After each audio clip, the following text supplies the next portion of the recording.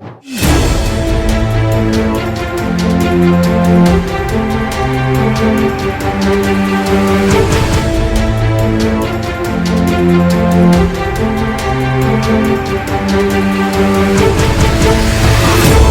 peaceful campus turns bloody as a veteran dies by a banned terrorist gunman.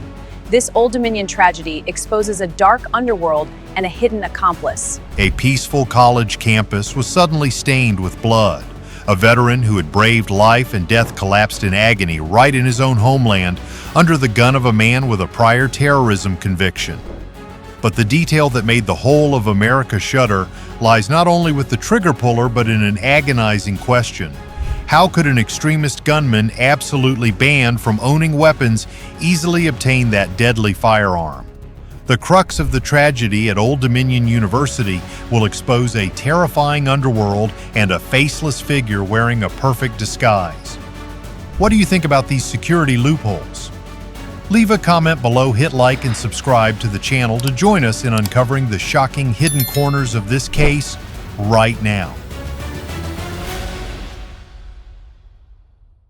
On that fateful March 12th, a horrific mass shooting shook the entire campus of Old Dominion University.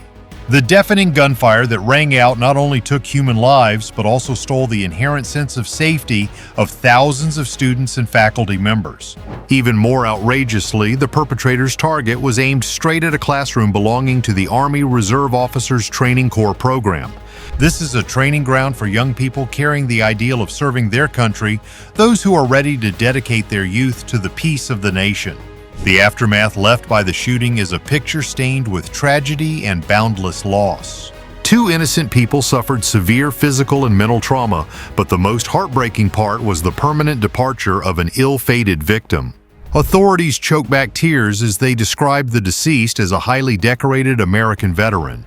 A person who had overcome the bombs and bullets of the battlefield to return only to fall right in his own homeland in an intellectual environment that should have been a place of absolute safety. This agonizing story is not just a passing news item, but a costly lesson about the value of life and the fragility of internal peace. To continue accompanying us in spreading meaningful messages and following in-depth analyses of social issues, please take a second to like the video and subscribe to the channel. Your support is a massive motivation for us to bring even more high-quality humanitarian and educational content.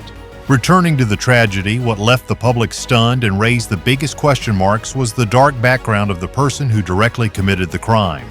The perpetrator was identified by authorities as Mohammed Baylor Jallow, a 36-year-old man. When his criminal record was opened, a terrifying truth was exposed to the light. Jallow was not an ordinary citizen who suddenly went astray, but an individual harboring extremist ideologies with a resume stained with sin.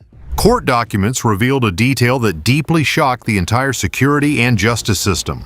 Specifically, in 2016, Mohammed Baylor Jallow had been convicted by the Federal District Court for the Eastern District of Virginia. His charge was extremely serious, attempting to provide material support to a foreign terrorist organization. From the strict legal perspective of the United States, as a convicted felon, Jallow was completely stripped of his civil rights regarding weapons. By law, a person with a prior terrorism-related conviction like Jallow is absolutely prohibited from buying, selling, storing, or possessing any type of firearm or ammunition. The law had cast a protective net, yet the cruel reality proved otherwise. The man who once plotted to sow terror was now brazenly holding a deadly lethal weapon, walking freely and taking aim at military reservists. This forces us to stop and reflect seriously. We ask ourselves how a previously convicted terrorist could so easily possess a lethal firearm right in the heart of America. This is not merely a simple legal loophole, but a painful failure in controlling potential threats. The case exposed a terrifying dark side of society where strict regulations on paper seem powerless against underground forces quietly manipulating the black market for weapons. This tragic event unmasks a double crime where the trigger puller is just the tip of a massive iceberg. Recognizing the exceptionally serious nature of the case, federal law enforcement agencies immediately stepped in with high determination. The Federal Bureau of Investigation, along with the Bureau of Alcohol, Tobacco, Firearms, and Explosives, mobilized their full forces working day and night to trace the origin of the weapon that had sown death. Just one day after the tragedy, the most crucial knot of the case was untangled. The lightning-fast investigation brought a new name to light, someone who didn't directly fire the gun, but whose hands were equally stained with blood. According to the criminal complaint, investigators identified Mcchell Chapman as the most critical link in delivering the weapon into the hands of the terrorist. Chapman is a 32-year-old man residing in the quiet area of Smithfield, Virginia. The facade of an ordinary citizen had helped him conceal a sophisticated and ruthless criminal journey. The process of tracing the origin of the murder weapon revealed a prolonged chain of illegal activities. The gun that took the life of the brave veteran was originally a stolen item. What do you think about how local communities can contribute to building peace from these traumatic experiences? The time of the theft was determined to be about a year before the tragedy at Old Dominion University took place. Instead of recognizing the danger of the item he had just stolen and turning it over to the authorities, Chapman chose the path of a cold-blooded smuggler. He kept this deadly firearm for a long period, waiting for an opportunity for personal profit. Tragically, just days before the horrific shooting occurred, Chapman completed a sinful transaction. He illegally sold this very murder weapon to the terrorist Mohammed Baylor Jallow. To solidify the evidentiary system and bring the accomplice to the light of justice, law enforcement forces conducted an urgent and comprehensive search of Chapman's residence. At the house in Smithfield, agents not only found signs of normal living, but also seized decisive pieces of evidence. Meanwhile, the Saudi Arabian Ministry of Defense successfully destroyed at least 8 UAVs targeting the country's oil-rich eastern province region. Other forces, the Iraqi government has greenlit the country's militia groups to defend themselves against attack. Archived court records indicated that Chapman getting his hands dirty was not an accident or a momentary lapse of judgment. This subject actually had a prolonged and systematic pattern of law-breaking behavior. Chapman's past was a continuous slide into shady, arms-dealing activities, disregarding the lives of his fellow human beings. Specifically, in 2021, criminal history recorded Chapman being entangled in extremely serious allegations. He was accused of purchasing 3 different firearms through shady trading channels. Frighteningly and hauntingly, the existence of all 3 of these guns outside the law was incredibly short-lived before they were stained with blood. Authorities had to recover all 3 of these guns at crime scenes shortly after they were purchased by Chapman. The journey of those 3 previous guns is the clearest testament to the danger of the black market for weapons. 2 of the guns Chapman once owned were found by investigators at the scene of a bloody homicide. The remaining gun was no less troublesome, being recovered from an incident involving disorderly conduct and public intoxication. Clearly, wherever weapons that passed through Chapman's hands appeared, they were accompanied by insecurity and crime. Turkish President Recep Tayyip Erdogan warned Israel not to sabotage diplomatic efforts. He was charged via a federal criminal complaint with a series of stringent offenses. Among them, the heaviest charge is engaging in the business of dealing in firearms without a license, the act that directly led to the mass shooting tragedy on March 12th. Additionally, he faces 3 other charges related to making false statements during the purchase of firearms. The arrest of Chapman and the exposure of his entire criminal past is not just a triumph for the investigative forces, but has also become a focal point of national attention.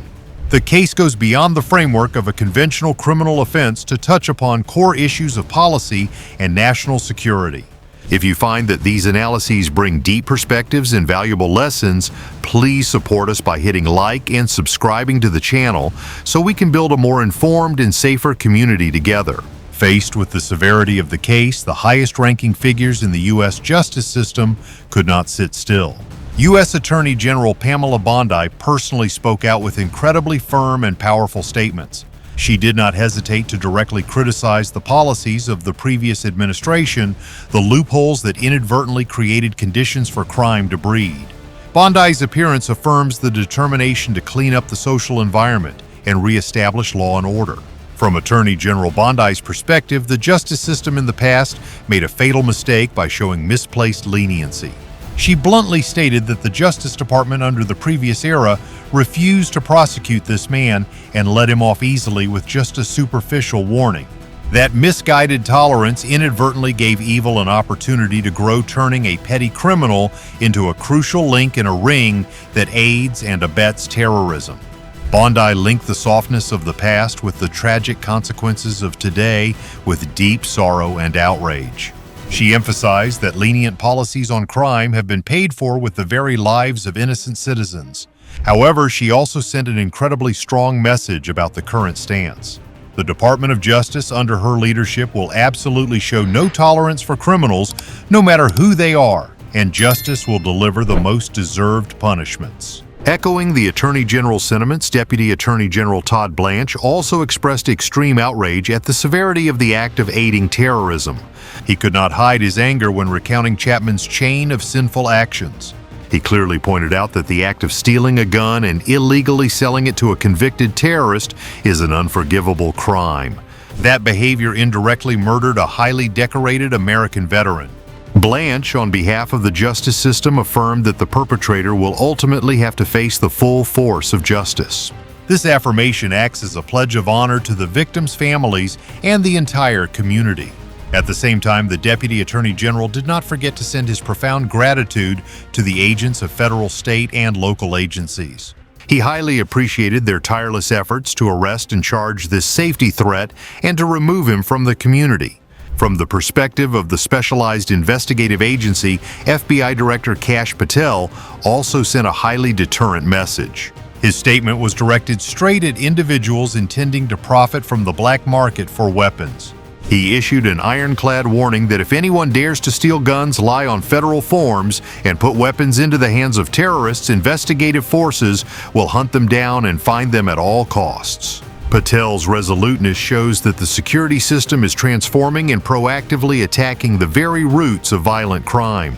He also sent his sincere thanks to the Norfolk Field Office and all partners who worked tirelessly around the clock to bring those responsible to light. The director's prayers for the victims, their families, and the entire Old Dominion University community served as a somber note soothing some of the pain of loss. Currently, the wheels of justice are spinning at full capacity. The case is being urgently investigated and its files consolidated by top experts from the Norfolk Field Office and the Washington Field Division. The prosecution of the subject, Kenya Mcchell Chapman, is being led by experienced assistant U.S. attorneys. They represent the voice of the law, carrying on their shoulders the heavy responsibility of proving guilt and ensuring the fairest yet strictest sentence for the one who sowed death. Under the legal lens, Chapman's future is a bleak and dark black. With the serious charges alleged, if the jury returns a guilty verdict on all counts, he could face a maximum sentence of up to 35 years in prison. This is a massive number, enough to strip away most of the rest of a person's life, but it is completely commensurate with the devastating consequences his actions have inflicted upon society. However, a civilized justice system always guarantees the basic rights of every individual. The authorities' press release also reiterated a core humanitarian principle. A criminal complaint is merely an initial accusation, and the defendant Chapman is still presumed innocent until the government can prove his guilt beyond a reasonable doubt in a public trial. A federal district court judge will be the one holding the scales to make the final decision. Looking back at the entire unfolding of this heartbreaking event, we realize the immense educational lessons hidden within. The theft of a gun from a car seems like just petty theft in the eyes of many. Yet its devastating butterfly effect led to the passing of a hero who once served the country. This reminds every citizen of their responsibility to secure dangerous property and the unforeseeable consequences of seemingly small crimes. The second lesson drawn is the necessity of a high state of vigilance within the community. People like Chapman are still slithering through residential areas, hiding under the guise of ordinary neighbors. The government cannot be alone in the fight against crime without the eyes and ears of the people. What responsibility must we bear in protecting the community and preventing evil from seeping into the daily lives of our loved ones? Besides, the sad story at Old Dominion University is also a profound wake-up call for individuals intending to trample on the law for short-term economic gains.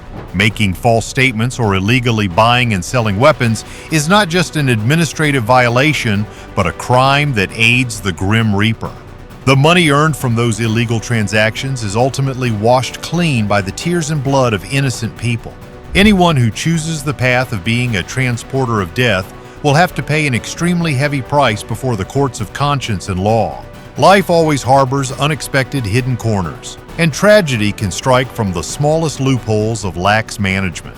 How do we build a tighter legal system completely preventing lethal weapons from falling into the hands of those with malicious hearts? This open question is not solely for lawmakers, but is also the concern of every individual in the process of creating a civilized society. Only when everyone joins hands to act collectively, raising awareness and the sense of the rule of law, can we prevent similar tragedies from repeating in the future.